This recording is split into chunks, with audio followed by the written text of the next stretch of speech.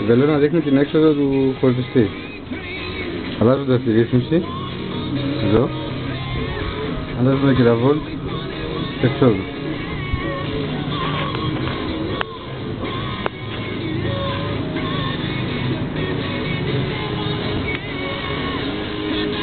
Έτσι μπορούμε να λειτουργήσουμε όλες τις συσκευές από 3 έως 12 volt απευθείας από τον ήλιο και να φορτίσουμε αντίστοιχες μπαταρίες.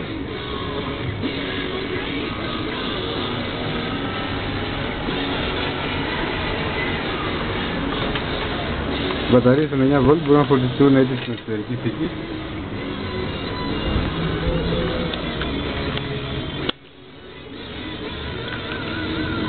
είτε εξωτερικά απευθείας με τα κροκοδιλάκια.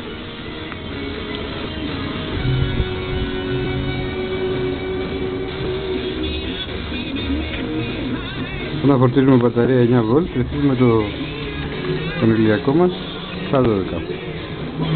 Πάντα μια σκάλα παραπάνω.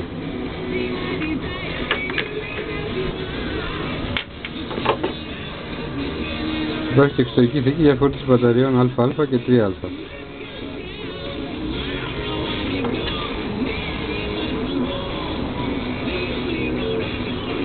Και δύο μπαταρίες των 1,5 volt, ρυθμίζουμε το φορτιστή μας στα 6.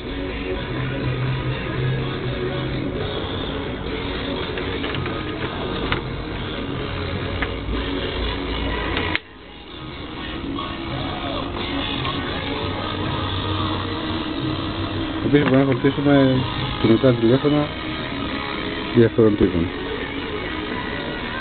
με τα βίσματα που διατίθεται ή συσκευές που δέχονται βίσμα.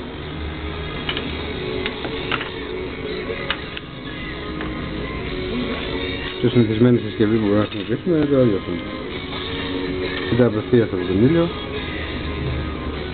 είτε φορτίζονται ταυτόχρονα σε μια μπαταρία 12 volt, όπως στην περίπτωση μας. Γεια σας.